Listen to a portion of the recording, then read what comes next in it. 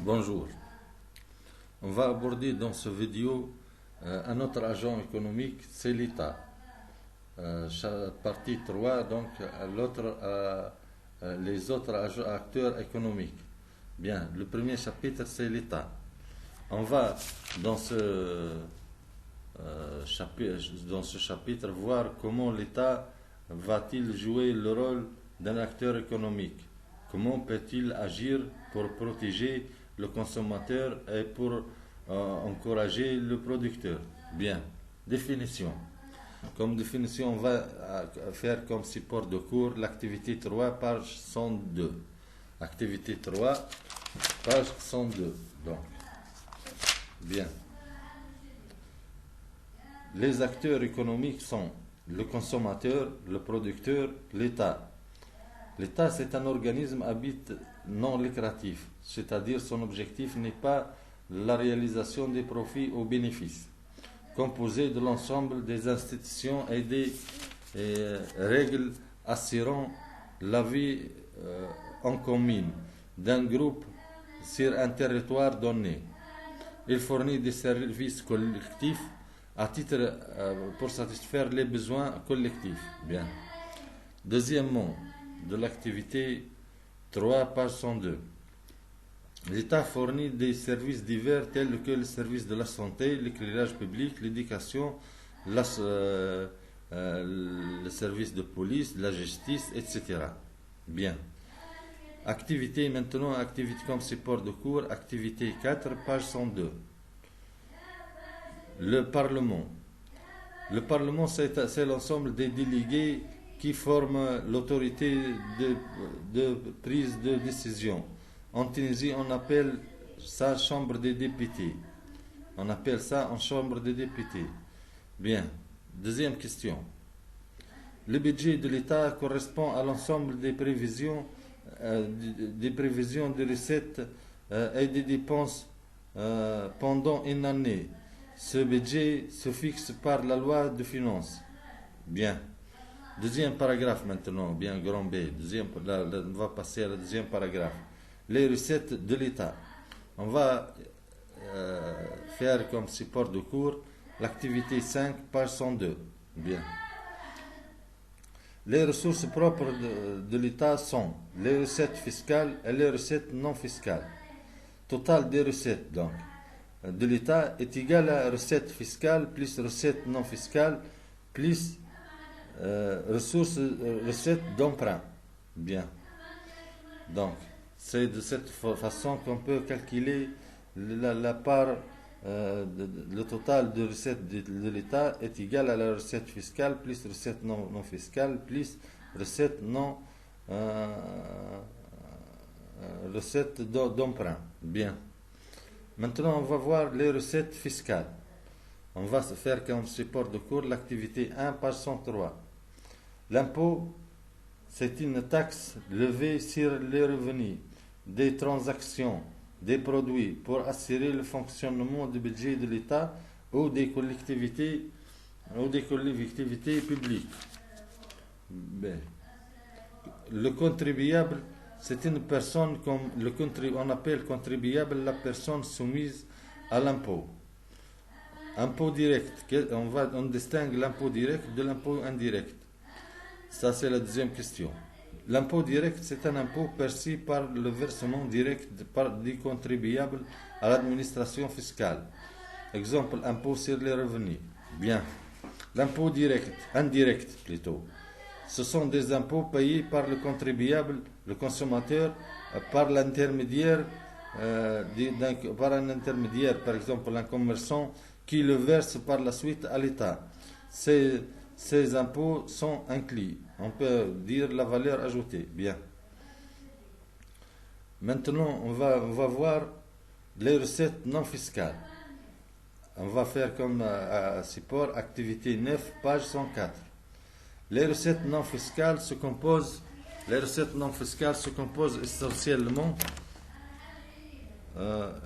essentiellement de recettes de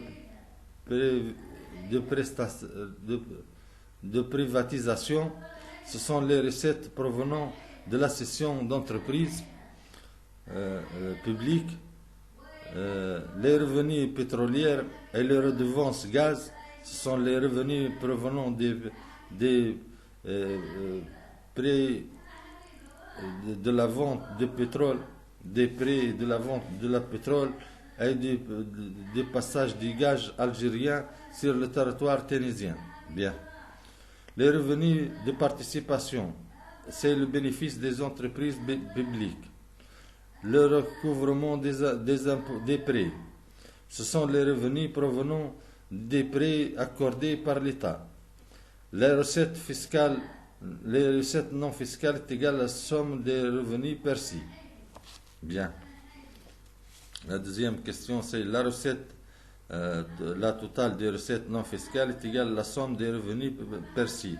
Est égale à 135 plus 1217 plus 186 plus 404,5 est égal à 850,5. Part des revenus de privatisation. La part des revenus de privatisation est égale à revenu de privatisation sur total de recettes non fiscales, le tout multiplié par 100 est égal à 125 sur 850,5 fois 100 est égal à 14,69%. Bien. Part des revenus pétroliers et redevances gaz. Revenus pétroliers et revenus du gaz sur total des recettes non fiscales, le tout fois 100 est égal à 186 sur 850 fois 5 fois 100 est égal à 21,86%. Part des revenus de participation et bénéfices des entreprises publiques. Revenus de participation et bénéfices des entreprises publiques sur total des recettes non fiscales est égal à 404,5 sur 850,5 fois 100 est égal à 47,56. La part de recouvrement des prêts est égal à recouvrement des prêts sur total des recettes non fiscales fois 100 est égal à 135 sur 850,5 fois 100 est égal à 15,86%. Troisièmement, on remarque que la part des revenus de participation et des bénéfices des entreprises publiques représente la part la plus importante dans le total des recettes non fiscales. Bien. Maintenant, on va voir les dépenses de l'État. On va utiliser comme support de cours l'activité 11, page 104. Bien. Les dépenses de l'État sont réparties en les dépenses de gestion. Elles sont constituées essentiellement des traitements des salaires et des traitements et des salaires, ainsi que les dépenses d'intervention à caractère social, prestations sociales, allocations familiales, etc. Les dépenses de développement, elles sont constituées essentiellement des dépenses de consolidation d'infrastructures telles que la construction des hôtels, des hôpitaux et l'aménagement de la route, le remboursement de la dette publique, constituer les capitaux engagés pour le remboursement, des capitaux en pratique par l'État. Bien. Deuxièmement, le taux de croissance des dépenses de l'État en pourcentage entre 2004 et 2005 est égal à dépenses en 2005 moins dépenses en 2004 sur dépenses en 2004, le tout multiplié par 100. À quoi est égal? Il est égal à 12 990 moins 12 730 sur 12 730 fois 100 est égal à 2,0,4. Donc, la totalité des dépenses de l'État en 2005, dépenses de gestion plus dépenses de recettes, c'est la troisième question, ça. Plus dépenses de développement, plus remboursement de la dette, est égal à 6188 plus 2722 plus 4080 est égal à 12 990. Part des dépenses de gestion est égal à dépenses de gestion sur le total des dépenses façon est égal à 6188 sur 12 990 fois 100 est égal à 47,63%. Part des dépenses de développement est égal à dépenses de développement sur total des dépenses fois 100 est égal à 2722 est égal à 2722 sur 12 990 fois 100 est égal à 20,95%. Part de remboursement de la dette. Remboursement de la dette est égal à total remboursement de la dette sur total des dépenses fois 100 est égal à 4080 sur 12 990 fois 100 est égal à 31,4%. On remarque que, dans quatrième question, on remarque que la part des dépenses de gestion est la part la plus importante dans la totale des dépenses de l'État. Donc la part des gestions est la part la plus importante. Maintenant, on va passer à l'autre paragraphe, les principaux actions de l'État pour encourager le producteur. Les principales actions de l'État pour encourager le producteur. On va utiliser comme support de cours l'activité 13, page 105. Les principaux actions entreprises par l'État pour encourager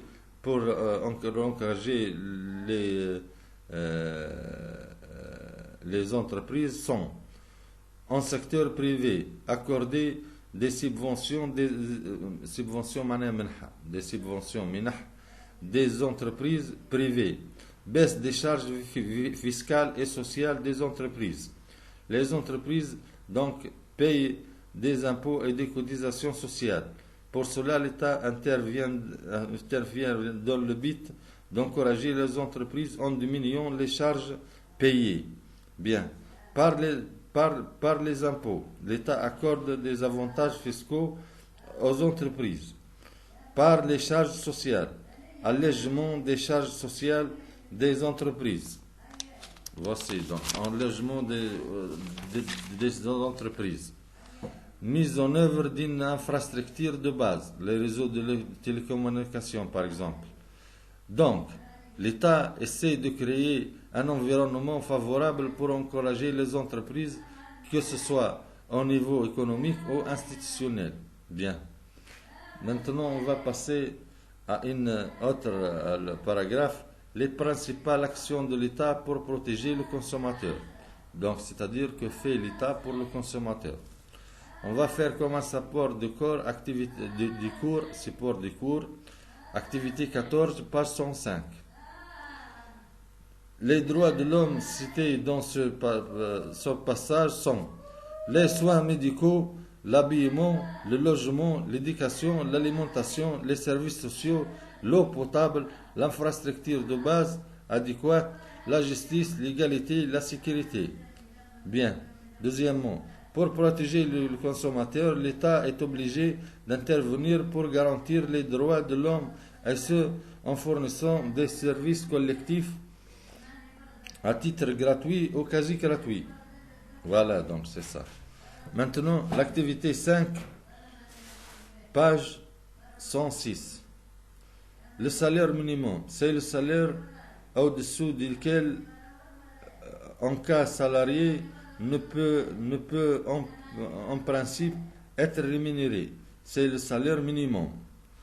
L'État fixe le SMIG, salaire minimum interprofessionnel garanti, et le SMAG, salaire minimum agricole garanti, pour protéger le pouvoir d'achat des travailleurs. Donc l'État intervient pour fixer le salaire minimum, que ce soit dans l'industrie ou bien le garanti ou bien l'agricole. C'est le type de salaire sont imposés par la loi et la réglementation tunisienne, décret numéro 73 de 247, pour assurer un minimum de pouvoir d'achat aux salariés du secteur agricole et non agricole. Bien. Maintenant, on va passer à l'activité 16, page 116. Bien.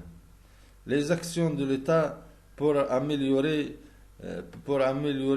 sont les actions pour améliorer les consommations, pour améliorer les consommations sont les opérations de contrôle, la conformité des produits aux normes de qualité, la valorisation de la qualité, l'étiquetage des produits sur le marché. Donc, l'État vise la conformité des produits, la conformité des produits, vise la conformité des produits à tous les niveaux. Il instaure des lois, des normes de qualité afin de protéger le consommateur. Bien. Application maintenant. Activité 3, page 109. L'État joue de très nombreux rôles dans la vie de la nature, de la nation. Toutes les actions qu'il mène impliquent des dépenses. L'État intervient en prélevant les ressources correspondantes. Ces prélèvements permettent à l'État de fournir les infrastructures à la collectivité, les routes, les barrages, les aéroports. L'État intervient aussi financièrement par des subventions accordées aux entreprises. Ces prélèvements seront aussi remboursés, servent aussi à rembourser les dettes contractées par l'État. Bien. Activité 4, page 109.